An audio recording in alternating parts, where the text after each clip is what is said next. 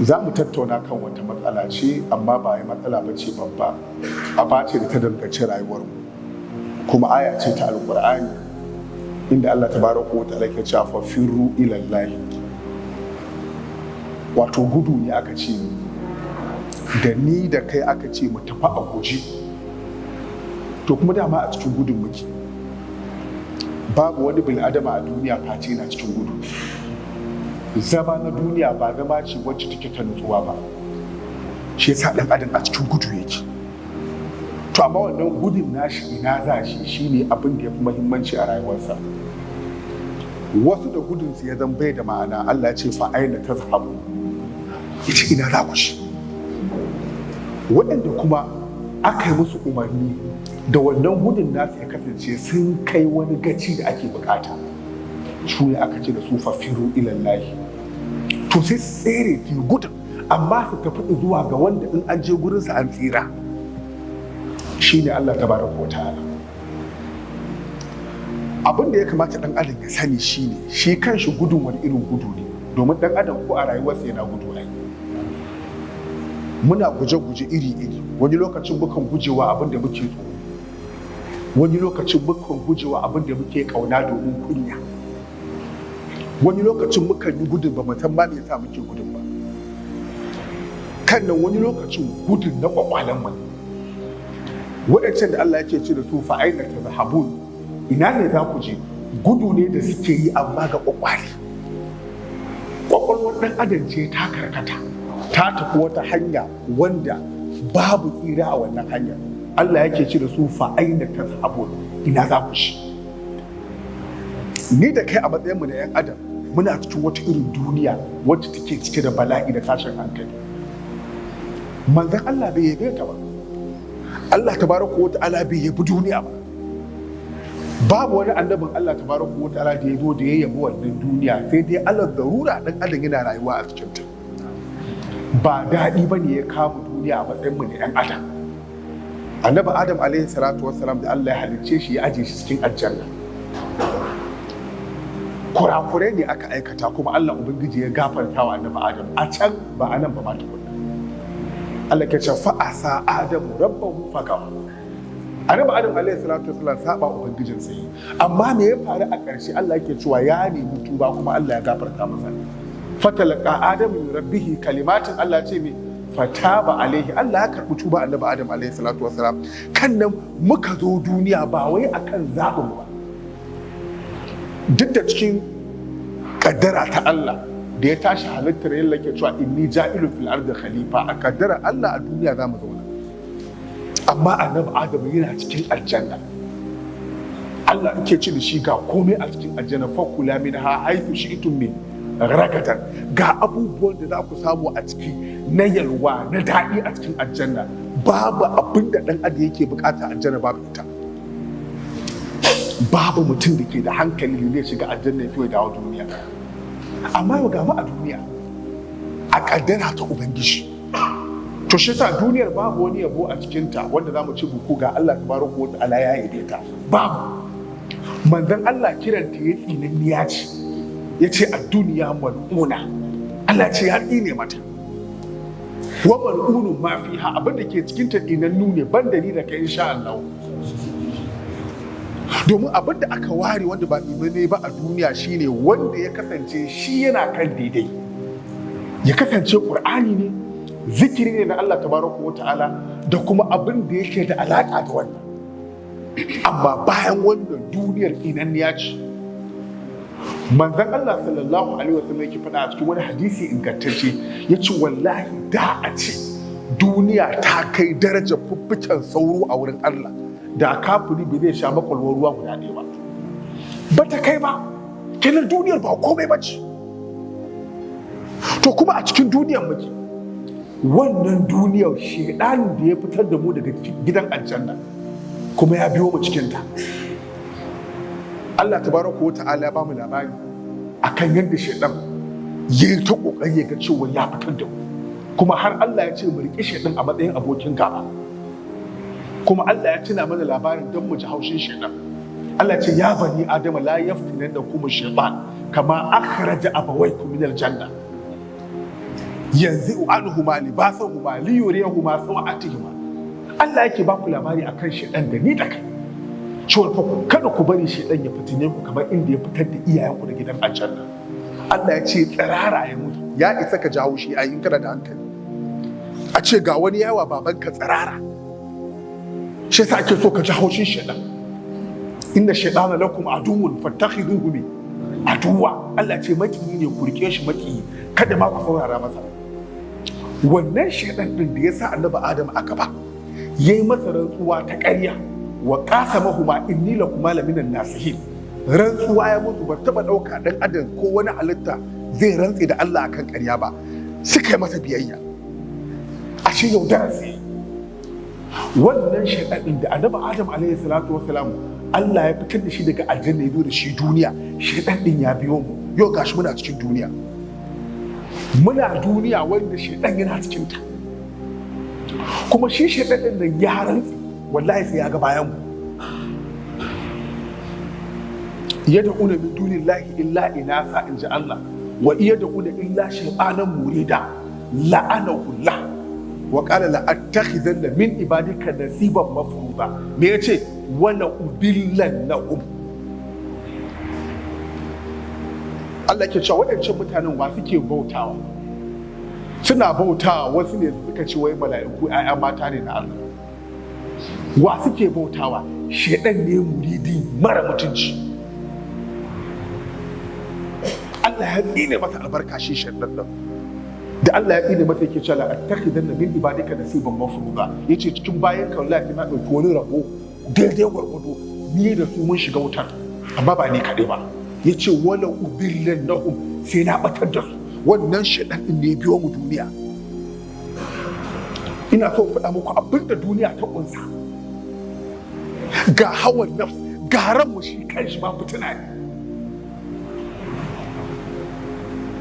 Allah tabaraka wa ta'ala afara'aita man ittakhadha ilahahu hawahu wa adallahu Allahu ala ilmin. Allah ba mu labari akan wanda ya ɗauki son zuciyarsa ta zama ita yake bautawa.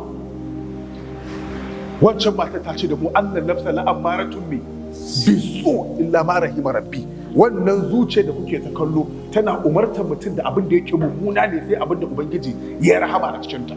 Da haka wannan zuciyar gata tana tare da mu, wasu bautar ta take ba ta kaunar mu, so take ta kai mu ƙasa. Ba ka shiga aljanna sai ka yaƙe ta. Wa amma man aga wa asarar hayatid duniya fa innal jahima hiya al-ma'wa wa amma man khafa maqama rabbi wa nahal nafsa anil hawa fa innal jannata hiya al-ma'wa. Allah ke cewa duk wanda yayi ƙetar haddi, ya wuce gona da iri, ya fifita rayuwar duniya to wutar jahannama za shi. To kada duk mutumin da aka wayi gari shi kuma wato ainihin ya ji tsoron ya tsaya a gaban ubangijinsa, kan nan kuma yayi kokari ya hana ran abin da ran take so, Allah tabaraka wa ta'ala ce wannan mutumin zai shiga gidan aljanna ne, insha Allah. To ga rai a duniya yana yaƙar mu, ga shedan yukawufu awliya, yana tsoratar da majibantansa, mu kuma ya samu a gaba da tashin hankali da bala'i. Ga addinin da Allah tabaraka wa ta'ala ya ba mu yana cikin tashin hankali, kowane lokaci so ake araba ka da shi. Manzon Allah sallallahu alaihi wasallam yake faɗa yake cewa wallahi kullun nas yabdu fa ba'u nafsu. Haka muka waye gari muna cinikin ran mai, wannan ran cinikin ta muke yi, fa mu'tiquha aw mubiquha. Wani ɗan toran zai, wani kuma zai afka da ita cikin bala'i na wutar jahannama. Haka muke da rayukan. To kan daga kuma fitina, manzon ka ta kai tsadin layl muslim, kamar yankin duhun dare, inji Allah ya ce mai duhu sosai. Yusbihu rajulu mu'mina wa yumsi kafira. Mutum zai wayi gari yana mumuni, wallahi kafin yammaci ya zama kafiri, ya rabu da Allah fanfanfo. Wani kuma zai yi yammaci yana mumuni, wallahi kafin washe gari wannan mutumin ya kare, ba shi ba ubangiji, in ya mutu a lokacin wutar jahannama yi. Wannan ce duniyar da muke ciki. To daga lokacin da ka samu ɗan adam a cikin duniya yana cikin hayagaga na tashin hankali, yayi nan fa aina tazhabun, ina ni da kai za mu tafi. Duniya ce take kunshi da wani irin tashin hankali. Dan adam dan uwanka bai barka. Allah da yake ba mu labari akan shedanu, Allah ya ce allazi yuwaswisu fi sudurin nasi, ya ce minal jinnati wan nas, waɗanda suke kawo waswasi a cikin zuciyar mutane. Wace irin waswasi ne? Waswasi na kaga dan adam an ɗauke shi daga ainihin algadadin zamansa a duniya nan, a sanya ka a ɗora maka wasu irin tunani, wallahi a raba ka da abin da yake shine daidai. Daga cikinsa akwai aljanu, daga ciki kuma akwai mutane. Kana tare da mutane waɗanda wasu mutanen Allah suke su kai ka ƙasa, ita ce duniya. A nan ne Allah yake ce da mu fa firru me ilallahi, ni da kai mu gudu a guje, mu bar wannan mu koma zuwa ga Allah tabaraka wa ta'ala. Addinin da muke dakonsa mu ɗauki addinin mu kai shi gaci, in ba haka ba ɗan ƙanƙanin lokaci zai rabu da mu. Domin wannan musulunci da kake kallo kokawa ake a riƙe shi kada ya kuci. Wallahi gabaki ɗayan mu muna yi wa Allah godiya da Allah ya yi mu musulmi, amma musulunci ba ka masa rukunsa kai na kashi. Idan kai masa ruko ko mun kankantarsa, in rukon ya zama cewar ba shi da ƙarfi, wallahi kubcewa zai. Wannan shine yanayin da muka tsinci kanmu a ciki. Manzon Allah sallallahu alaihi wa sallama ya nuna mana a wani lokaci ma da zai zo na fitina za ta yawaita a duniya. Ya ce wallahi mafi alherin dukiya ta musulmi sai ya zama kamar awaki ne wanda ɗan adam zai rinka kiwo, yana bibiyar kan duwar watsu da kuma inda ruwa yake sauka. Kun san me ya faru? Ya firru bidinihi min alfitan, so yake guje da addinin sai ya tsere da shi, addinin ya tsira da shi, kada addinin ya kubce masa. Kuskure ne ɗan adam zai yi ɗan kaɗan a duniya, wallahi sai ya raba shi da addininsa. Akwai abubuwan da muke aikata ta hasabu da huwa hayyinan wa huwa inda Allahi ne azim. Wallahi ni da kai mun ɗauki abubuwa ne ƙanana, amma a wurin Allah tabaraka wa ta'ala da girman gaske. Wallahi da kayan shi shikenan an raba ka da Allah.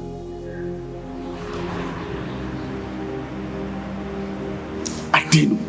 Huzaifa ibn Yamani yana faɗin wata magana yake cewa inni abi'u dini ba'dahu bi ba'd, yace ba khafatan ay yadhhaba kullahu. Yace wallahi addini na cinikin junansa nake yi, in ɗauki sashen addini na in yi cinikin ɗaya sashen don tsoron kada gaba ɗaya addini ya kubce ya gudu. Da haka ni da kai yanzu muna dakon wani addini, Allah ya sa ma mun san shi. Domin zamani na zuwa za ka samu hamilul haq, mutumin da yake dakon gaskiya amma la basirata lahu fi ihya'i, bai sanya zai raya gaskiyar ba shi da basira. Mashgufu bima la yadri haqiqatuhu, kaga mutum ya ninkaya, ya lullubo, ya tattaro abinda wallahi bai san hakikarsa ba. La yadri anal haq in qala akhfa wa in akhfa la yadri. Yana da kwan gaskiyar amma bai san inda gaskiyar take ba. Inda zai yi magana ta addini kuskure ne, idan kuma ya kuskuren bai san ya yi kuskuren ba. Al'ummar da yake gaya su ma ba su san kuskure ba. Balle a wannan zamanin wanda manzon Allah sallallahu alaihi wasallam yake faɗa mana, yake cewa wallahi inna Allah la yanzi'ul ilma intiza'an yanzi'uhu minan nas. Allah ba a ɗauki a mutane ilimi, amma akwai abin da Allah yake yi. Allah na tafiyar da malamai ne, fa yattakhidha nasu ru'asa al-juhala, sai mutane su riƙi shugabanni malamai jahilai, fa yuftuna nasa, su riƙa wa mutane fatawa, fa dallu wa adallu, su sun bata kuma sun batar da al'umma. Zamanin da zaka koma kana ta kokarin ka gano wai wane ne ma yake kan gaskiya. A matsayinka na musulmi kana ta kokoro wa yake kan gaskiya, kana ta kokarin waye ya faɗa maka gaskiya, waye yake ƙaunar ka. Wannan lokaci ne ake ce da kufa firru ne ilallahi, ni da kai mu koma zuwa ga Allah. Kuma koma zuwa ga Allah tabaraka wa ta'ala ba mujiradin ina ba bane, a guji Allah ya ce da kai ka tafi. Kamar inda aka ce in zaka nemi gafarar Allah, in zaka yi aikin da zai kawo maka lada da aljanna, Allah ya ce sari'u ila magfiratin min rabbikum. Idan al'amarin tana da alaka da gafara da Allah tabaraka wa ta'ala, Allah tabaraka yake cewa ku yi gaggawa zuwa ga wannan gafara ta ubangijin ku, inji Allah. Yace ku yi gaggawa ku tafi. To haka shi ma addinin sai dan adam ya tafi a guje, domin lokacin da kake gudu akwai wanda suke binka kenan. Dan duk lokacin da kaje ka tafi a guje to wani na binka. To wannan mutumin da yake binka yana so ya ƙara ma gudu ne ko kuma yana so ya hana ka wannan gudun. to mafiya akasari wanda yake binka a guje, wanda yake so ya hada ka wannan gudun ne domin ya karkatar da kai zuwa ga wani abu wanda yake daban. Duniyar da muka samu kanmu a cikinta.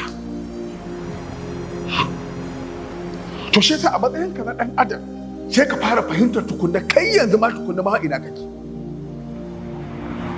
Ina kake? A gudun da ni da kai muke ina muka kai? Daga ina muka faro gudu kuma ina za mu kai? Kar mu zama zuwa ga wani. Domin akwai wani wane ba ambaci sunansa ba, mawaƙi yake cewa ji'itu wa ma adari min aina ji'itu walakin ataitu fa absartu amami tariqan fa mashaitu. Yace na dai zo ban san daga ina na tawo ba, amma dai gani a gabana na ga wata hanya kuma na bi. Bai san daga ina yake ba, bai san a inda yake ba, bai kuma san ina za shi ba. Kada mu zama irinsa.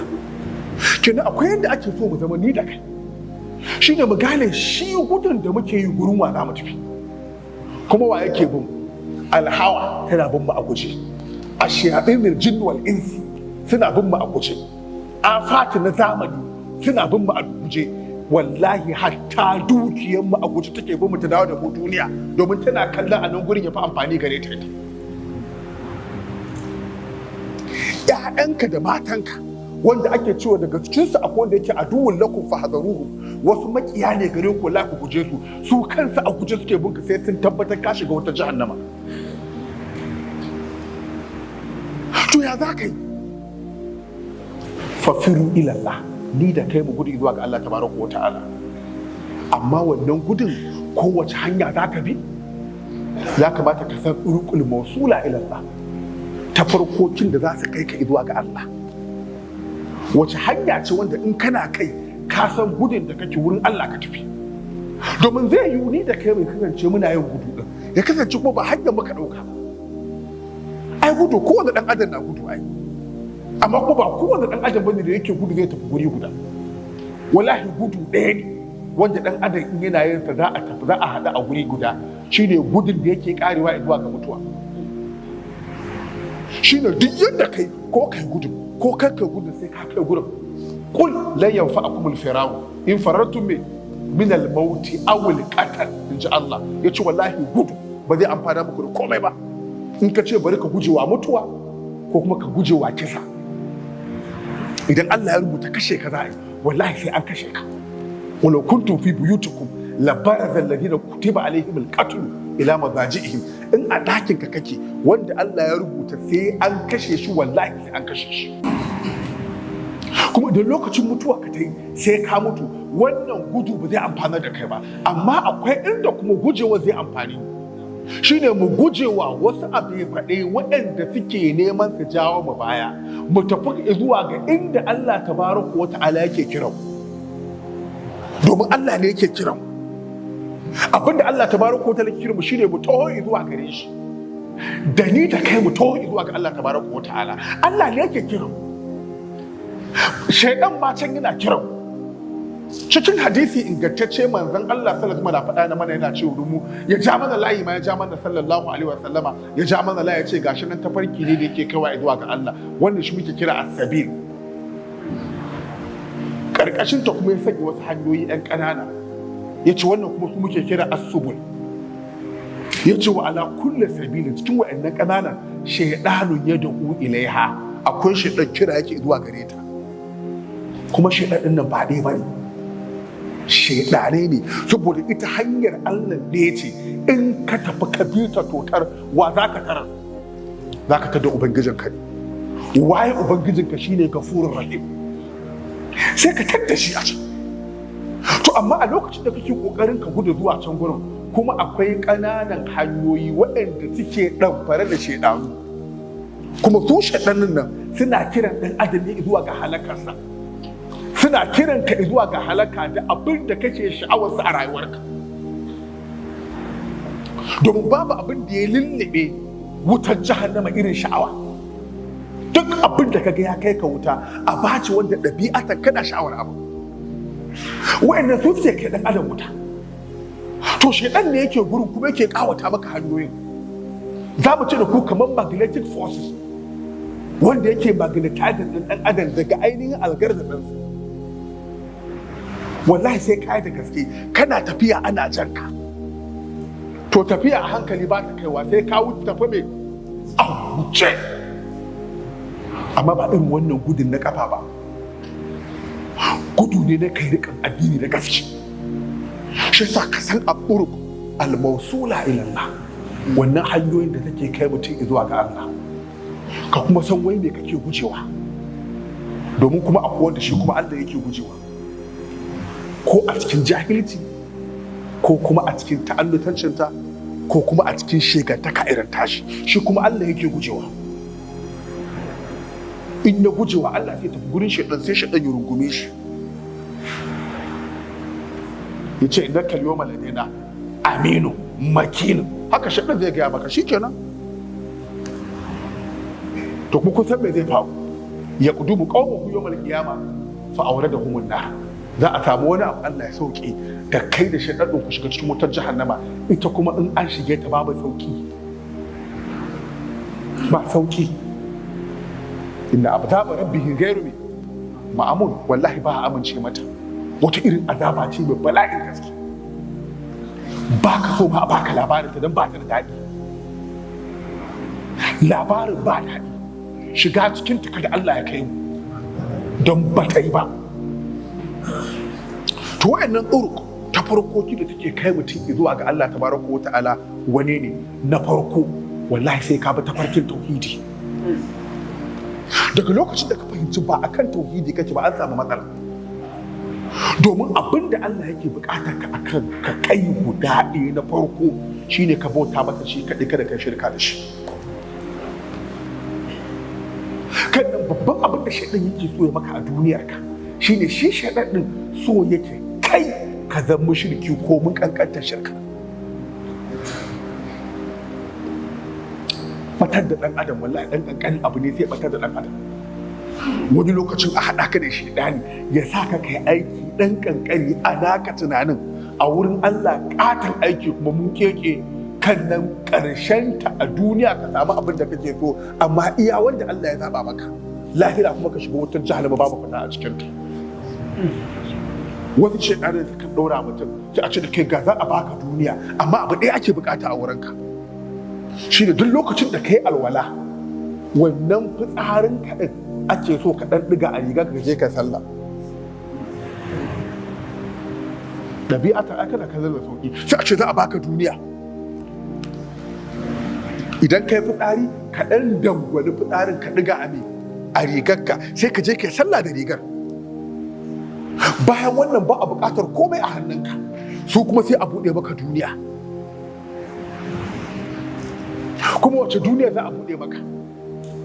Iya wadda Allah ya rubuta maka. Duk mutumin da yake yuridul ajila, in ji Allah ya ce ajjalna lahu fiha ma nasha'u liman nuridu. Idan duniya kake nema, Allah tabaraka wa ta'ala ke cewa mu za mu gaggauta maka ita. Ba duniyar ba za mu baka, amma ma nasha'u abin da muka so, ba abin da kai ka so ba. Babu ɗan adam a duniya da zai ce abin da ya nema ya samu, babu shi. Zan ƙara maimaita magana, babu ɗan adam da zai ce abin da yake nema ya samu. Mu dai abin da muke nema a bisa kuskuren abin da zai faru gobe, shi muke ganin mun samu. Da mun samu sai kuma idanun mai nuna mana gobe, sai mu fahimci ashe muna buƙatar wani abu bayan wannan. Wannan shine rayuwar ɗan adam. Shi ne ke cewa duk ɗan adam da kake ta kallo, ɗan adam lo Allah lahu wadin min zahabin la ahabba an yakuna lahu wadiyani wa lam yamla afahu illa tura. Mazala ke cewa wallahi da a ce ɗan adam yana da daji na zinari, a ce Abuja gaba ɗaya dajin sa kuma zinari ne Abuja kuma nashi, wallahi akwai abin da zai sa masa bala'i. Kun san menene? Zai kawo masa tashin hankali, zai kawo masa paralysis, zai kawo masa Allah ya sauke, zai kawo masa tashin hankali. Shine wani bangare ne na sileja bai samu gurin ba, akwai zinari a gurin. shikenan sai dan adam ya shiga cikin tashin hankali, wayyo Allah wallahi akwai matsala, inna lillahi wa inna ilaihi raji'un, jama'a a taimaka min in samu, a ce baka ka samu. Wallahi duk wannan abin da yake kura rana ɗaya ce, lokaci guda ne zai faɗi sai a ce babu shi. Sai ka ce walam yamla afahu illa turab, abin da yake cika bakin dan adam bukatarsa ta kare shine me? Turbaya. Dan adam ya kare. To wannan hanya ta tauhidi da muke faɗa muku ita ce farkon hanyar da in kana kanta za ta kai ka zuwa ga wannan Allah da yake gafurur rahim. Ya zama kana kan tauhidi, bautar Allah shi kaɗai karka shirka da shi. Wallahi akwai wahala riko da tauhidi musamman a zamanin nan. Za ku daga ganin abin kamar da so yana da wahala, amma kuma ya fi komai sauki a wahalar nashi. Me ya fi komai sauki? Daga lokacin da hankalinka ya karkata ne zuwa ga inda za ka tafi, to ba za ka yarda wani ya toshe maka hanyar ka ba. Idan lokacin da hankalinka ya karkata zuwa ga tafiya wurin Allah, wallahi ba za ka yarda kankanin abu ya toshe maka hanya ba. Domin shi tauhidin shine ka bautawa Allah shi kadai, amma kada kai shirka da shi. Kuma Allah tabaraka wa ta'ala babban abin da yake bukata gurin bawa shine wannan, shi da ka bauta masa shi kadai karka shirka da shi. Idan kai haka Allah ya ce zai saka a gidan aljanna. Idan ka faɗi kalmar la ilaha illallah Muhammadu Rasulullah sallallahu alaihi wasallam, Allah ya ce zai shigar da kai aljanna. Wannan aljannan babu wanda ya isa maka kyautar ta a duniya, ba a yi shi ba. Duniyar ma gaba ɗaya ba ta kai aljanna. Mafi kankantar ɗan aljanna a jin daɗi shine wanda za a ninka masa duniya 10.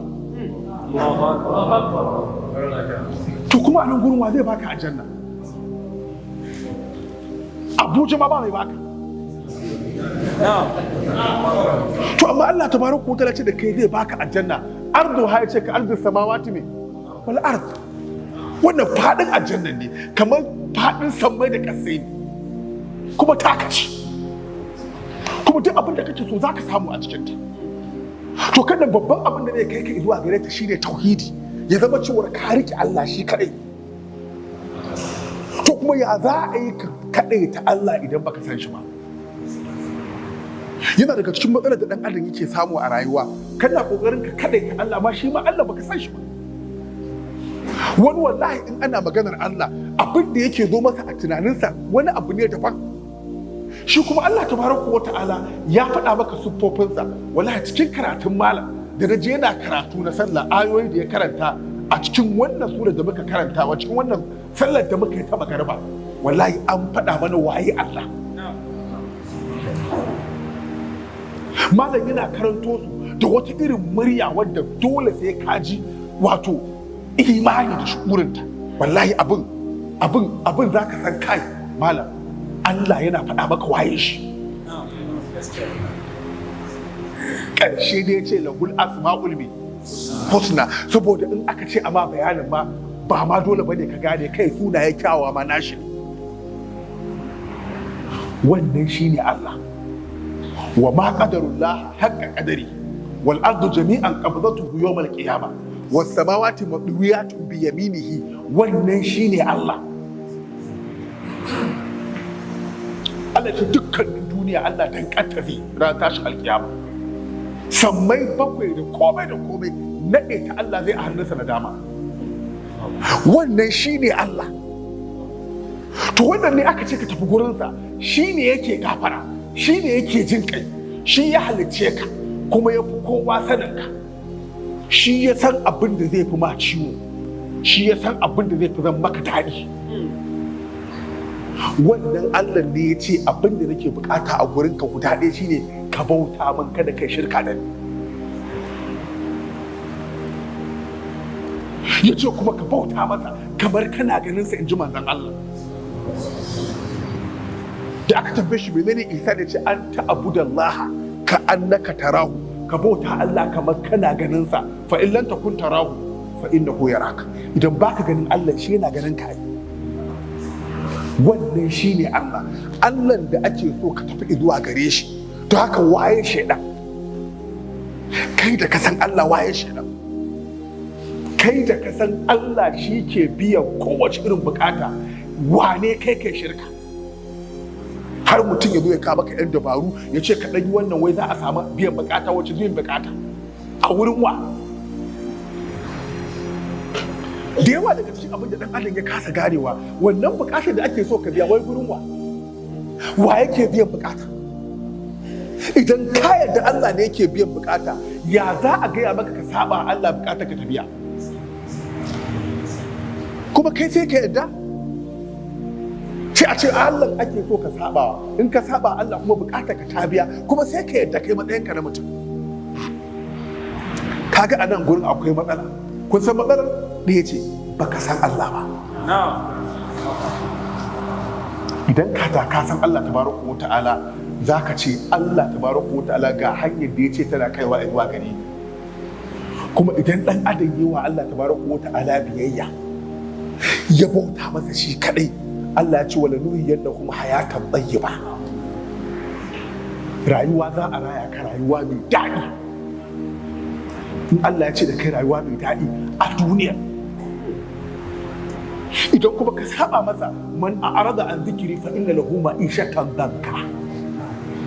Daga lokacin da ka saba Allah ke cewa to kana da wata ma'isha, wata irin rayuwa mai kuncin gaske, in ji Allah tabaraka wa ta'ala. Wanda ashuruhu yawmal qiyamati a'ama, ran tashi kiyama sai mu tada mutum makawo. Qala rabbi lima hashartani a'ama, Allah ya zaka tada ni makawo wa qad kuntu basira, ba ta a duniya ina gani. Sai ce da kai ba ka fahimta wani abu ne guda baka fahimta ba. Kazalika kamar haka a tatka ayatuna, ayoyin mu suka zo maka fanasita haka mantar da ita.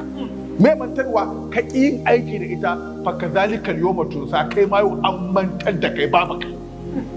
Domin idan Allah ya ce da kai an manta da kai, malamai akwai matsala ba.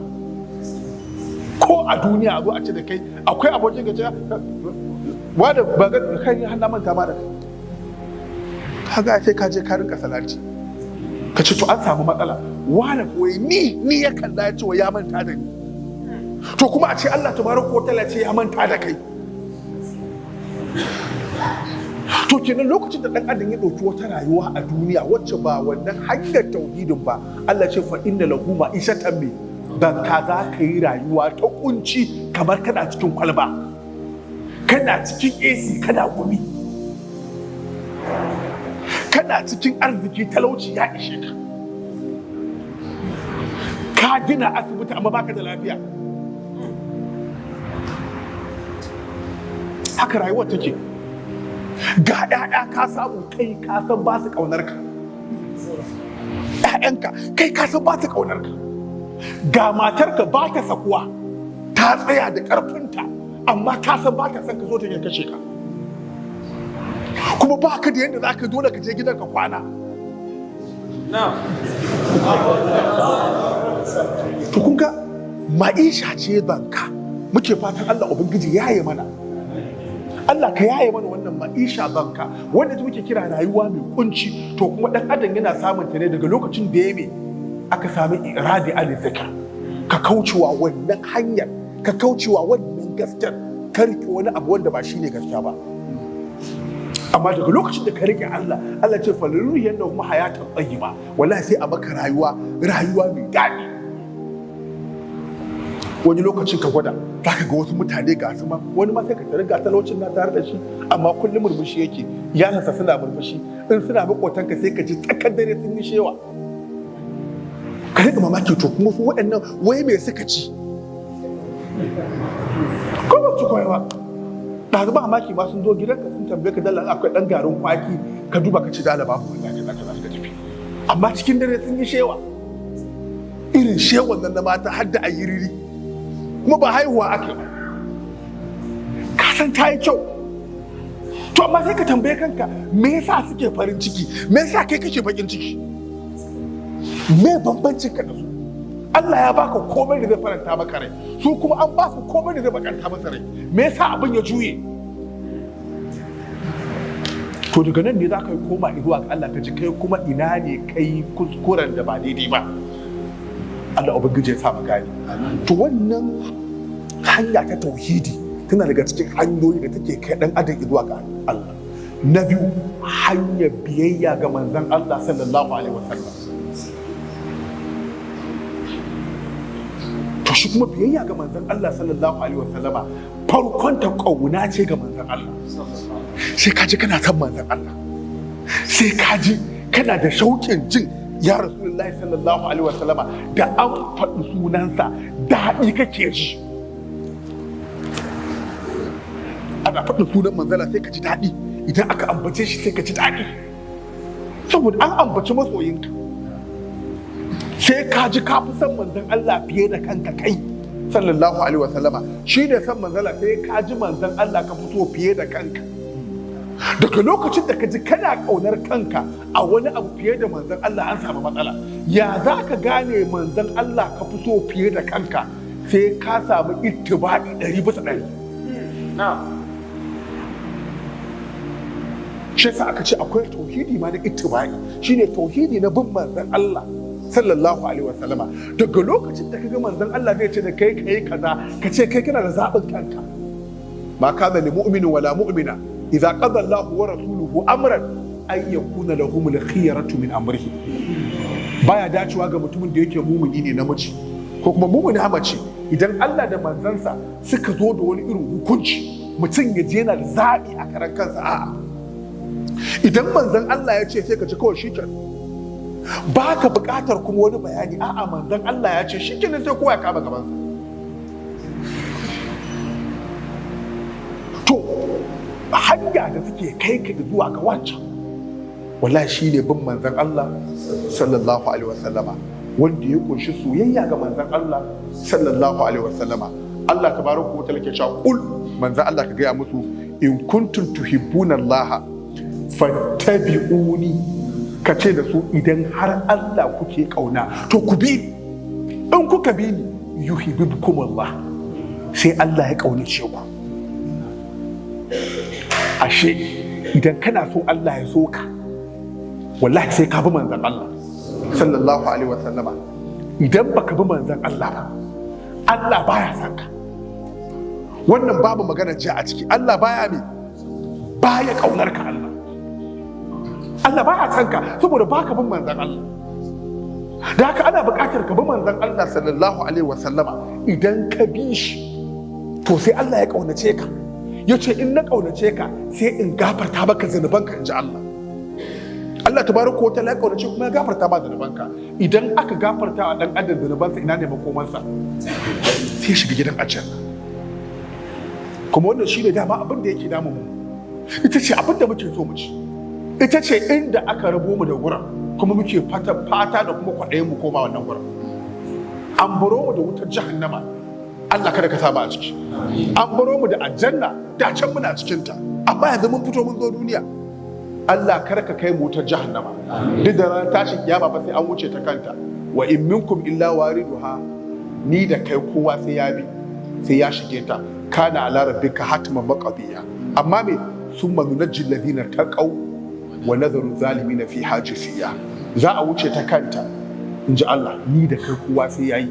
Amma fa akwai da alkace la yasma'u da hasisaha, wani zai wuce tuma bai san ya wuce ba, bai ma san an yi labarin ba. Ko nan gurin in mota ka shiga, mota mai kyau mai tafiya, daga nan zaka tafi Kano, ba sai ka kai Kano ka rinka labari ba, an kai Kaduna. Suka ce an kai Kaduna, ce a mala ai tuntuni mun kai Kano. Da gaske ka shiga mota mai kyau, amma akwai mota kuma da in ka shiga kana tafa sai ka ci an isa Kano ne. Ina fata an fahimta, saboda ka gaji. Yawwa, to shi ma da kuke ta kallo akwai irin mu ce da ku wanda shi zai wuce ta gurin, wallahi bai sa an wuce ba. Gaba ɗaya bai ba sa an wuce, saboda ya tara ayyuka na alheri wanda yake ji da su a wannan ranar, kuma sun taimaka masa an wuce wannan sararin. Bai sani ba, wani kuma da kyar Allah dai ka sa mu hauri. Wannan shine abin da ake faɗa. Thumma nunajjil ladina taqaw, sai mu tseratar da wanda suke da tsoron Allah, wa nazaru zalimin fi hajisiya. Azzalimai Allah ce sai babban su suna gurfana a cikin wutar jahannama, inji Allah tabaraka wa ta'ala. To kauna ta manzon Allah sama da kuma biyayya gare shi ke jawo muku Allah ma ya kaunace ku. in ka bi manzon Allah wannan Allah sai ya kaunace ka. Idan Allah ya kaunace ka sai ya sauwaka maka hanyar da zai kai ka zuwa gare shi, sai ka ji shi kenan komai ya maka sauki, sai ka kai zuwa ga Allah tabaraka wa ta'ala.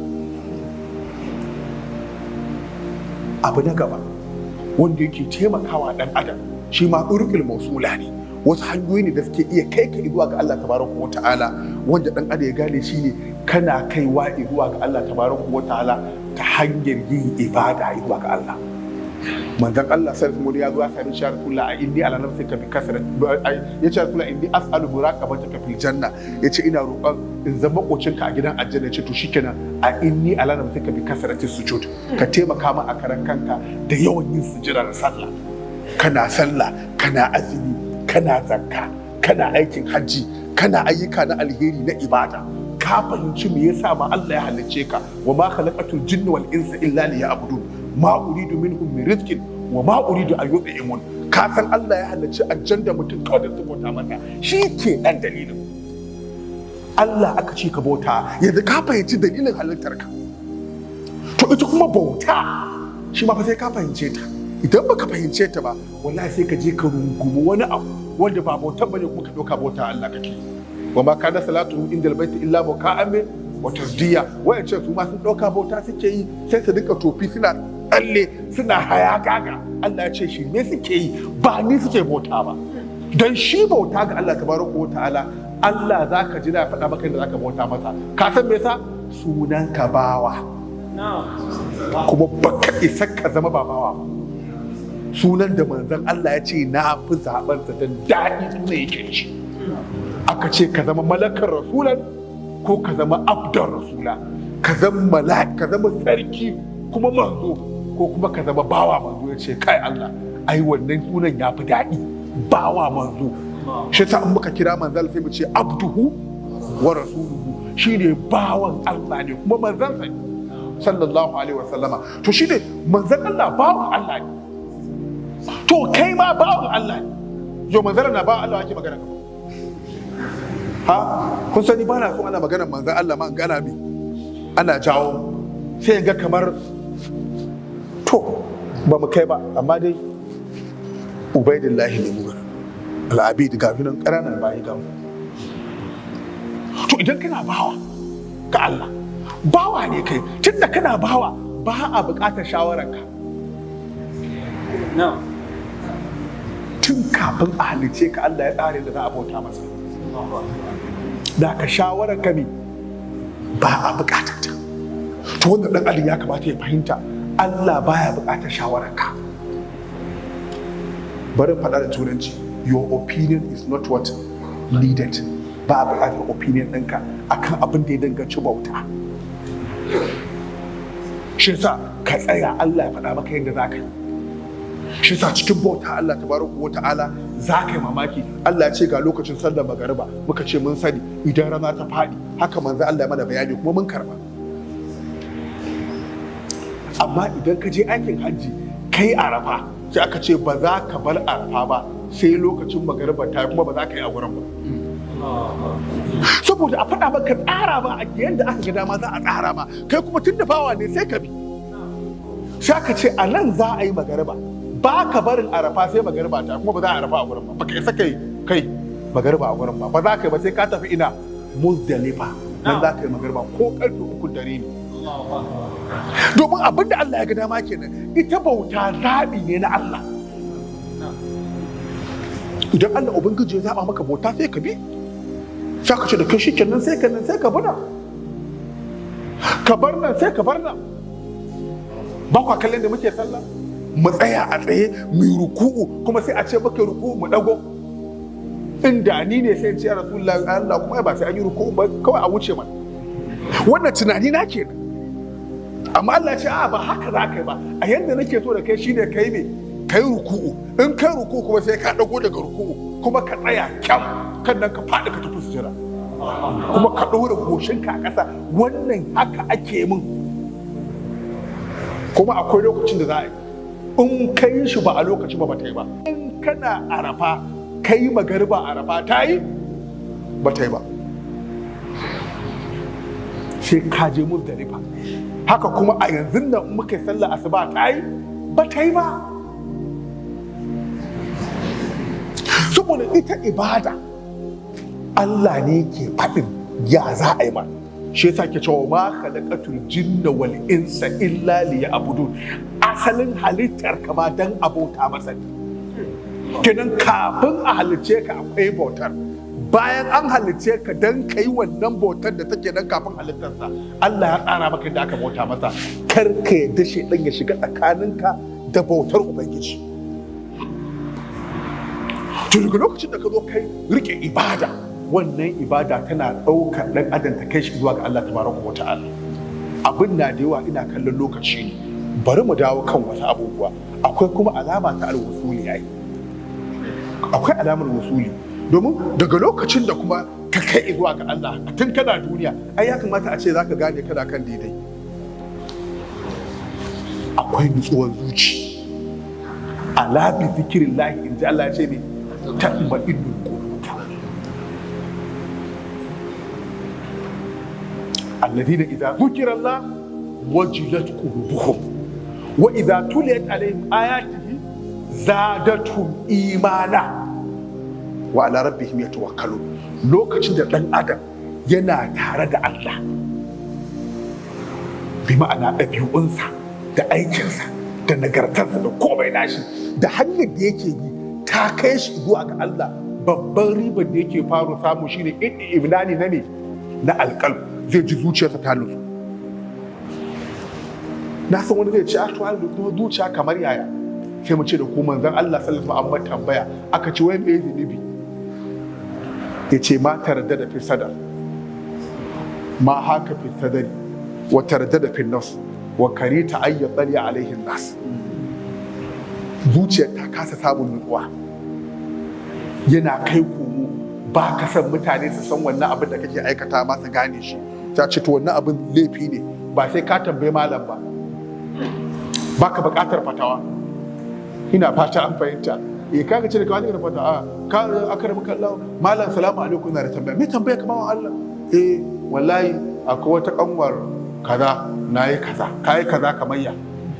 Na dai kaza dai malam ai ka gane ban gane. Ina fata an fahimta. To in kirki ne ka faɗa mana.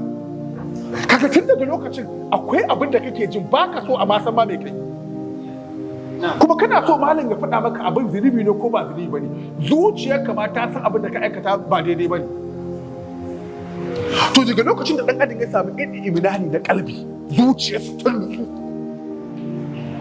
shi kuma kana samun nutsuwar zuciya ne idan kana yi wa Allah biyayya kuma kana kan daidai. Sai ka samu imani na alƙalbi, zuciyarka ta samu ta nutsu kyau, za ka tara baka da matsala. Kannan kuma na biyu, Allah zai cire maka bala'in fitinar ƙaunar duniya. Daga lokacin da kaga har yanzu duniya tana iya rufe maka ne idanu, to ka fahimci lalle wannan hanyar da kake kai wani Allah ba hanya ce da take kai wa zuwa ga Allah ba. Domin in kana ka hanyar take kai kuma ka kai wannan gurin, za ka ga duniya ba ta cika daman ka ba. Ban ce da ku duniya ba a santa ba, ana more duniya. Shi musulmi ma shi ake so ya more duniya. Qul man harama dinatallahi allati akhraja li ibadihi wa tayyibati min rizqi qul lil ladina amanu fil hayati dunya khalisatan yawmal qiyamah. Allah ce ta wuce duniyar ai. Ana so ka ci dadi, ka ci komai da komai, duk abin da ake so ka ci. In ana cin raƙumi a lokaci ɗaya ka cinye, tsuntsu kowane iri ne ka ci, gidanka a dafa abinci. Sai Imam Sha'abi yayi bako aka kawo abinci kusan kala 20, bako ya ci a dalla ba da shi ba, saboda shi ake cin Allah kamar da shi. Haka muke yi. Ina fata duk wayannan babu laifi. Ina fata an fahimta. Su Abdullahi bin Mubarak suna kallon cewar zuhudu mai gudun duniya, sai da suka ce ka ci daɗi amma halal. Duk inda daɗi yake ka ci shi, ka hau mota da tafi kowace mota kyau, ka gina gida mai kyau, amma fa ka tabbatar me halalci. To ka fa kowa gudun duniya. Ina fata an fahimta. To irin waɗannan abubuwan, duk waɗannan abubuwa ne yake ma'arufai. To amma daga lokacin da ka ji kuma duniya ta rufe maka ne idanu, to gaskiya alama ce baka kai gurin ba. Inda kake ba inda Allah yake aje ka bane.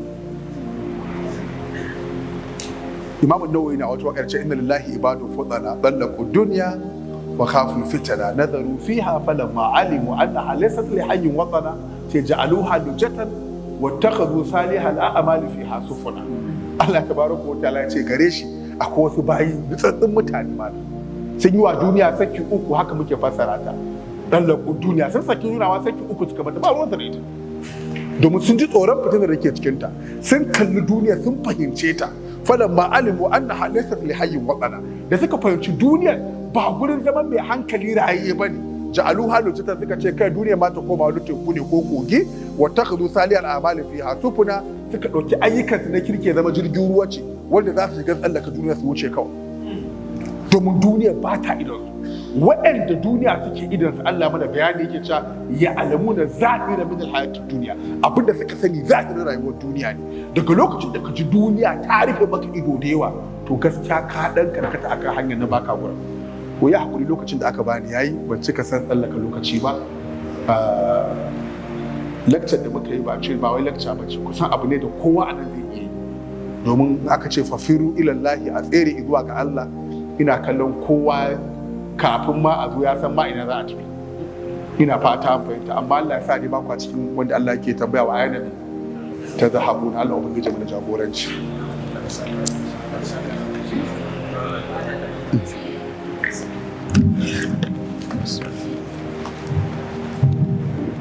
To Allah ya saka malam da alkhairi.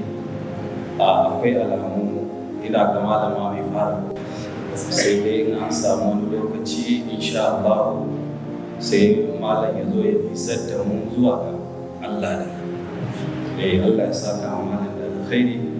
Allah ya ba mu ikon da kuma amfani da abin da muka ji. Wassalamu alaikum wa rahmatullahi